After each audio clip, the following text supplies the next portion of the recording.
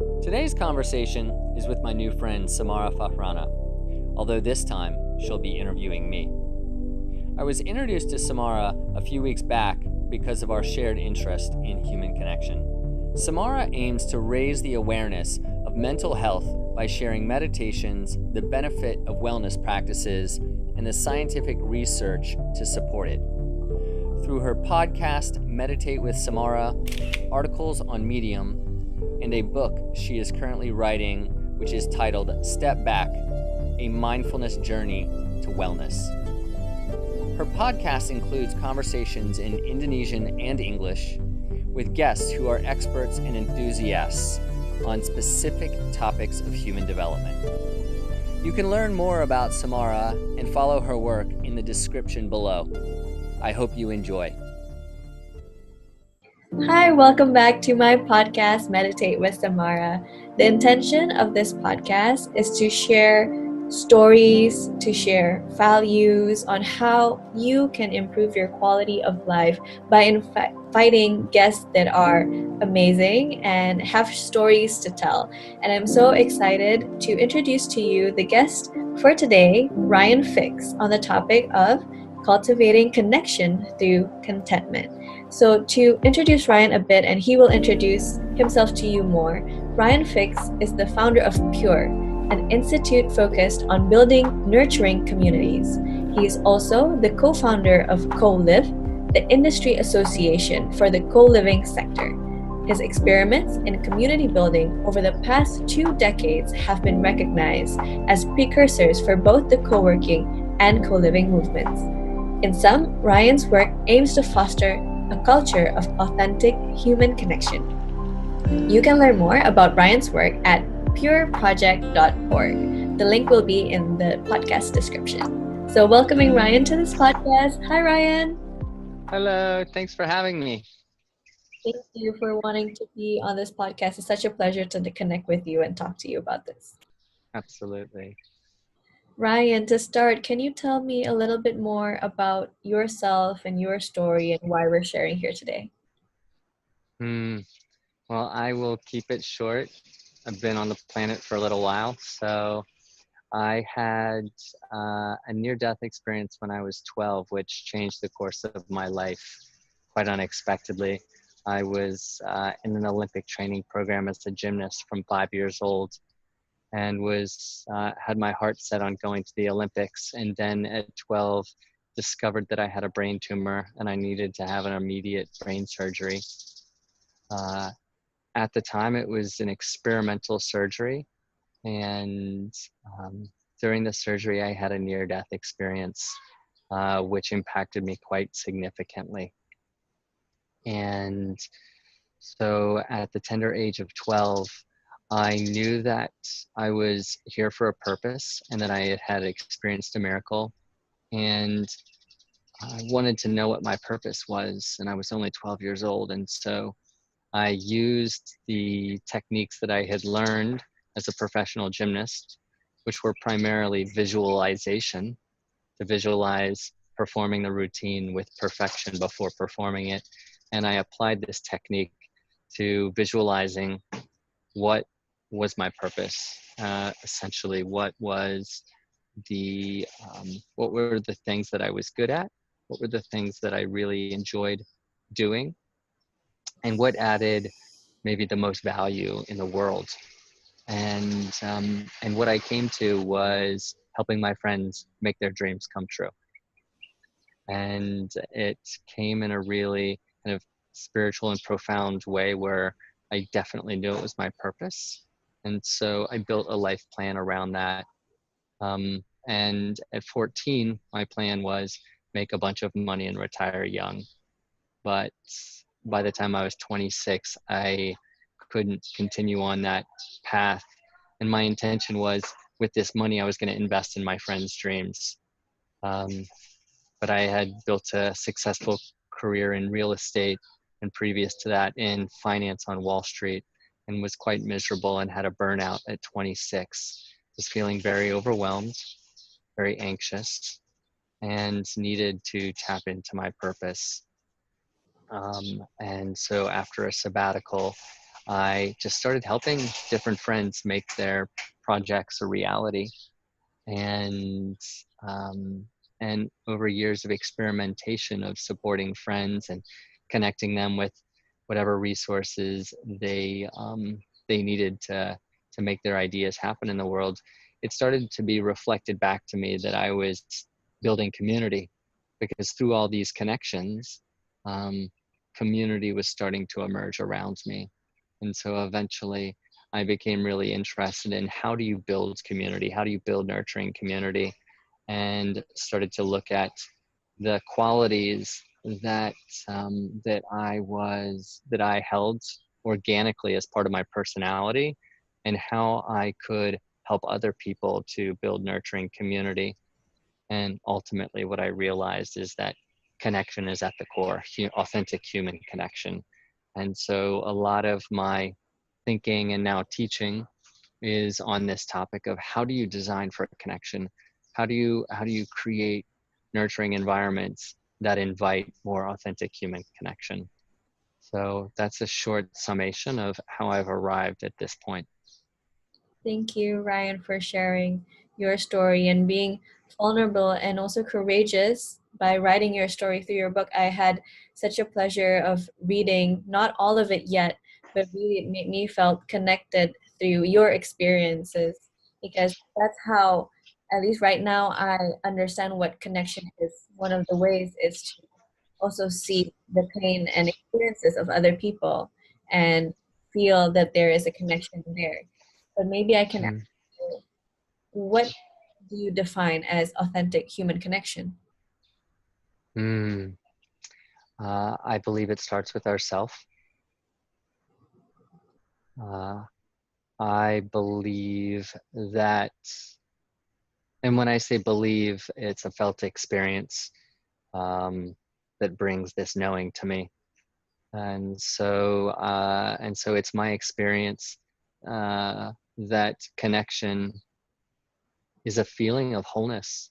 It's a feeling of of uh, feeling like we belong here on Earth. That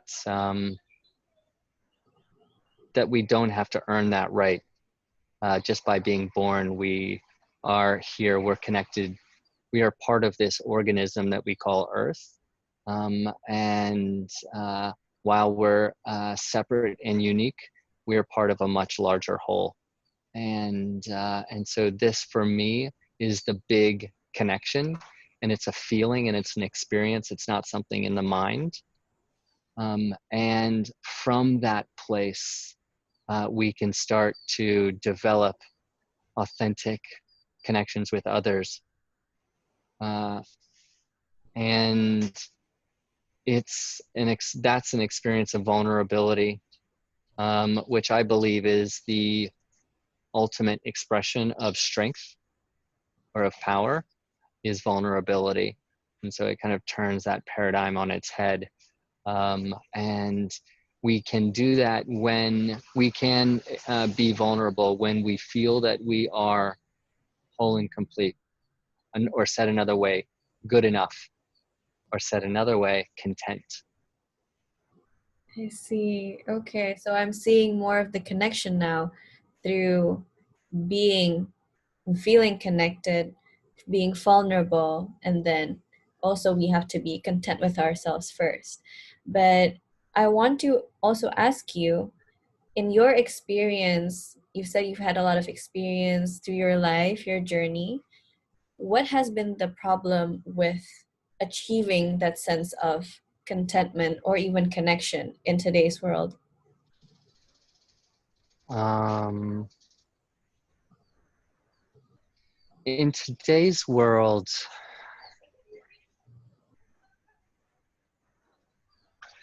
thinking of the most concise way to say this, in today's world, so much of our attention is pulled into our energy, is pulled into our head, and therefore it becomes in a way out of balance, or out of harmony, or out of alignment with our body and spirit. And when our attention is in our head, is predominantly in our head. Our sense of identity and our sense of worth comes from our perception of how we're being received by the world. It's ultimately coming from a place of fear or scarcity, because this is in my opinion, it's the expression of the hyperactive ego. So ego is not a good or a bad thing. It's the mind's impression of who it is. But when it's hyperactive, when there's an imbalance of energy in the mind, it's always looking for validation. And when you add fuel to the fire with things like social media and a predominant relationship with our devices, the oversaturation of information creates overwhelm and anxiety and disconnection. Yeah, that's really interesting because I've read somewhere, I can't properly quote it now, but I have it in my head. It's how we think who we are is how we think people think of who we are. And that resonates similarly to what you just said. And it's kind of illusionary, don't you think, when we think ourselves disconnected in that way? And the question next becomes, how can we, overcome this feeling of who we are as a person, to be authentic and content with who we are first, so we're not always in this noise or overwhelmed with outside stimulations of informations and social media and things like that, because that can be something that young people all around the world are experiencing more and more, especially with the pandemic and the lockdown, being predominantly inside and stuck with their devices. What do you think of that, Ryan? Well, I do think that a device is a tool, and it can be used in many different ways. Could be used for setting an alarm to wake up. It could be used to read a book. And now it can be used for, for art, for drawing, for any number of things. It's a digital platform. So, so I don't think the device is inherently good or bad. It's how it's being used. But to answer your question more specifically, I believe that that this is achieved by moving the energy back down into our bodies, and so those for me are embodiment practices. Now that could be anything from yoga to meditation to breath work to taking a run on the beach, to any number of things. But that could, for other people, be writing a book or painting a painting or any number of things they can do in their home during lockdown. It does take some discipline because, just on the conversation of devices, their design, or these social platforms, they're designed to pull our attention. So it does require some discipline to not allow ourselves to be absorbed by them for quick dopamine hits. But in the long term, it drains our adrenal system, and we're left feeling overwhelmed, anxious, and sometimes depressed. Yeah, I resonate with what you said. I've had experiences where try to get that dopamine hit from likes and self-worth through that, and then I felt miserable, and I took like a few weeks off of social media and really centered myself through embodiment practice, as you said, more exercising, more connection authentically in person. And I felt great. And then my relationship with social media can change because it's, as you say, it's a tool depending on how we choose to use it. So that is a great reminder for all of us, and I'm sure for the people who are listening right now as well. Mm. Yeah. And I also want to dive in deeper with the topic of contentment because you mentioned that earlier about being content. How can one be content in the days right now when there are so many things we can compare ourselves to? Like, how do we even start with being content?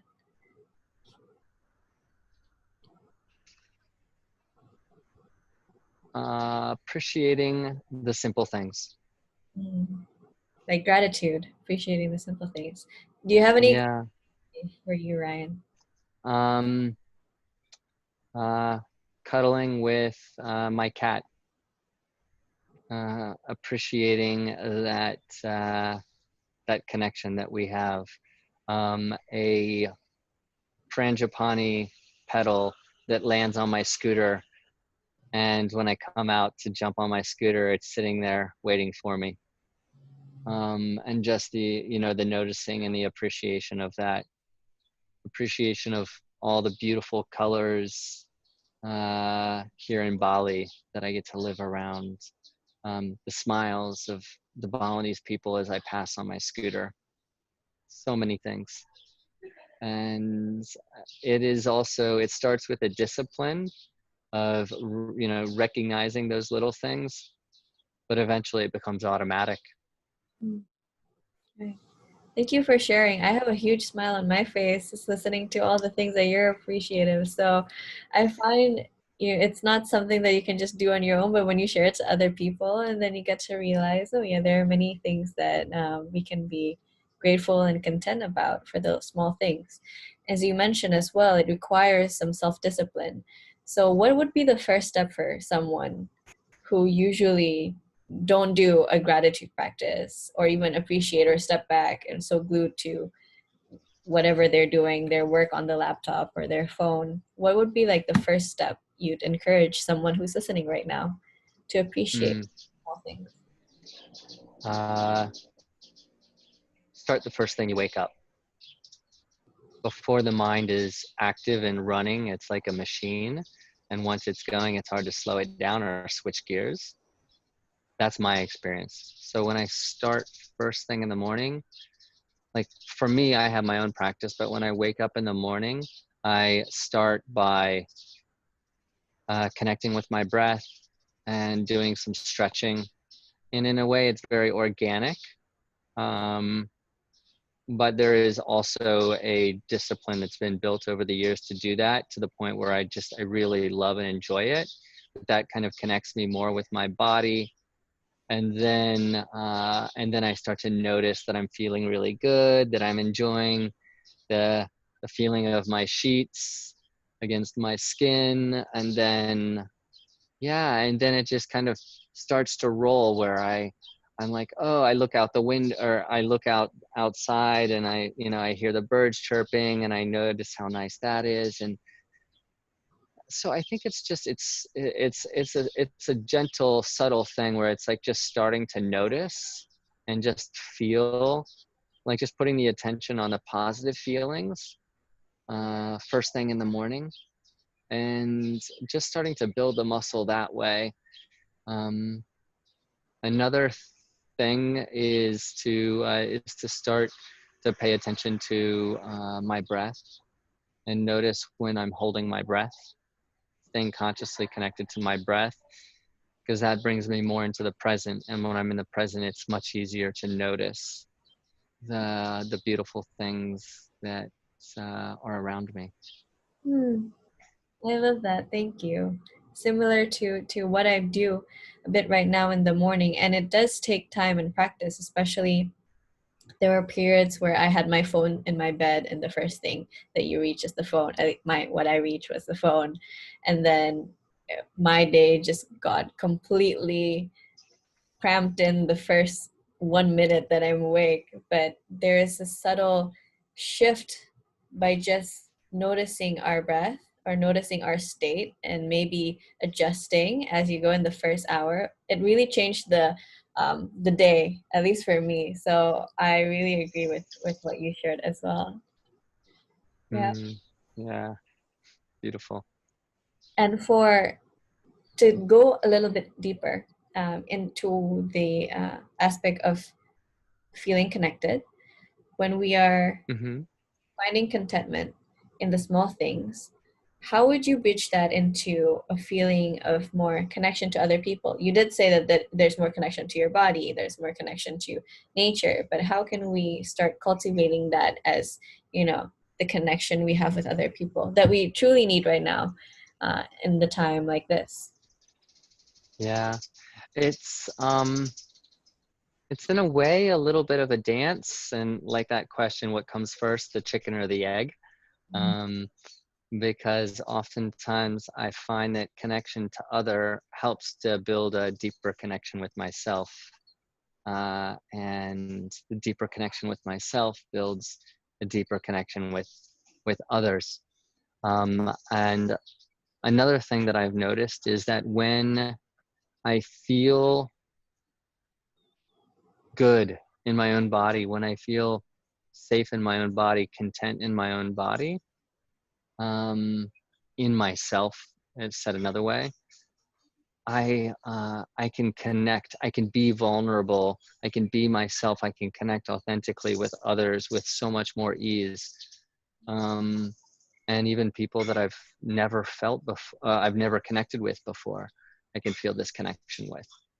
And so yeah, so I feel like the foundation is connection with self, but as we start to connect with others in more authentic ways, and we feel more of ourselves through that connection, it builds like new pathways and new muscles, emotional muscles, to go deeper with each new connection. So beautifully said.